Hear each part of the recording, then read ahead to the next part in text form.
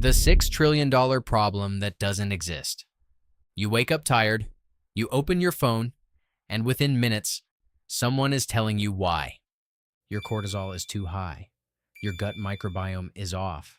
You're eating the wrong things, absorbing the wrong toxins, living in the wrong state of inflammation. The solution is always something they're selling. The global wellness industry is currently valued at over $6 trillion and is projected to hit $9 trillion by 2028. Think about that number for a moment. $9 trillion, built almost entirely on the premise that you are not well and that they have the answer. Clinical psychologist Jonathan Stay, who wrote the book Mind the Science, describes the industry plainly. The beating heart of the wellness industry flows with pseudoscience. And the most disturbing part is that the industry doesn't just exploit existing anxiety. It manufactures new anxiety about problems you didn't know you had, so it can sell you the cure. Americans spend over $30 billion per year on alternative medicine alone. Even the homeopathy industry, a category where the scientific evidence is essentially zero, is valued at $1.2 billion, used by an estimated 5 million adults and 1 million children. Something is creating that demand, and it isn't science. The toxin that doesn't exist. You've heard the word 1,000 times. Detox, cleanse, flush toxins, reboot your system, reset your liver. These phrases are everywhere. On Instagram, TikTok, in supplements, in juice bars, in products sold by celebrities with no medical qualifications, and recommended by influencers who are paid a commission every time you buy. Here's what your doctor knows, and the wellness industry hopes you don't.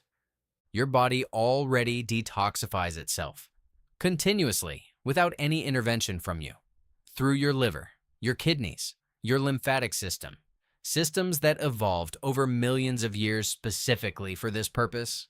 The NIH's own National Center for Complementary and Integrative Health, an agency frequently criticized for being too lenient on alternative medicine, has stated directly that there is no convincing evidence that detox or cleansing programs actually remove toxins from your body or improve your health. But here is the genius of the toxin narrative. The word toxin is never defined. Wellness brands use it to mean everything and nothing. Processed food, stress, environmental chemicals, negative emotions. The vagueness is intentional because a threat you can't clearly identify is a threat you can never fully address, which means you keep buying.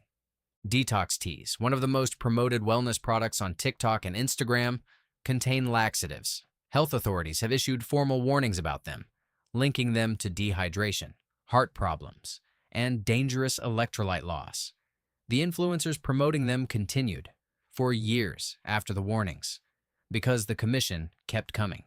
And juice cleanses, described by nutritionists as essentially crash diets, have been linked to nutrient deficiencies, electrolyte imbalances, and in some cases, renal failure for something that was never necessary in the first place. The toxin doesn't exist, but the anxiety about it is worth billions. The supplement that doesn't have to work. Pick up almost any supplement, and somewhere on the label you'll find a small disclaimer. This statement has not been evaluated by the FDA. This product is not intended to diagnose, treat, cure, or prevent any disease.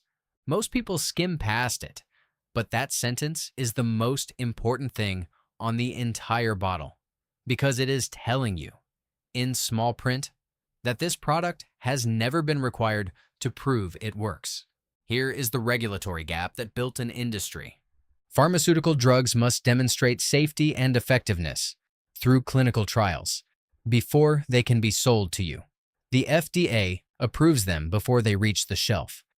Dietary supplements do not require FDA approval before they go to market. Manufacturers can put a product on sale and only notify the FDA within 30 days of doing so. The FDA can only act after a product is already in your hands, if they can prove it's unsafe. The burden of proof is inverted. This isn't a loophole the industry stumbled into. It was created deliberately by the Dietary Supplement Health and Education Act of 1994, passed after an aggressive industry lobbying campaign that the industry spent enormous resources on because the financial stakes were enormous.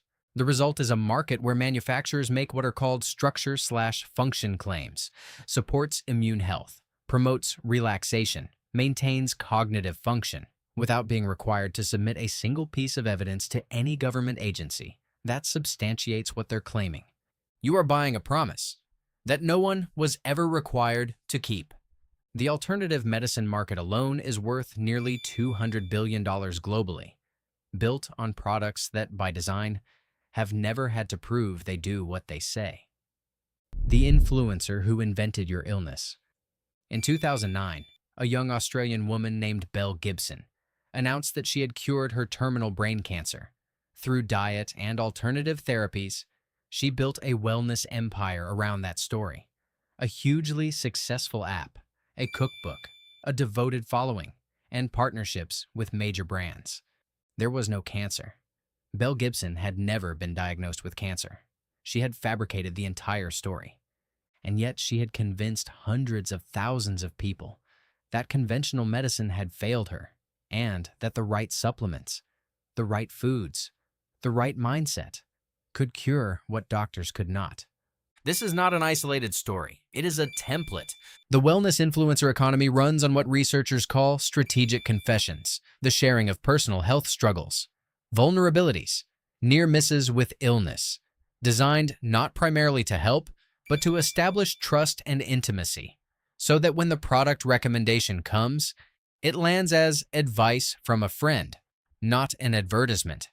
Gwyneth Paltrow's Goop, valued at over $250 million, pioneered this approach at scale, using Paltrow's apparent vulnerability and relatability to sell products that have repeatedly attracted regulatory scrutiny, including jade eggs marketed with health claims that were not supported by evidence, and body stickers claimed to be made from NASA materials that weren't. Researchers have found that this is especially dangerous when wellness influencers lead people with serious conditions to replace evidence-based medicine with unproven alternatives, because the story of personal healing is more emotionally compelling than a clinical trial. The illness may be invented. The recovery is always for sale. The clean eating that makes you sick.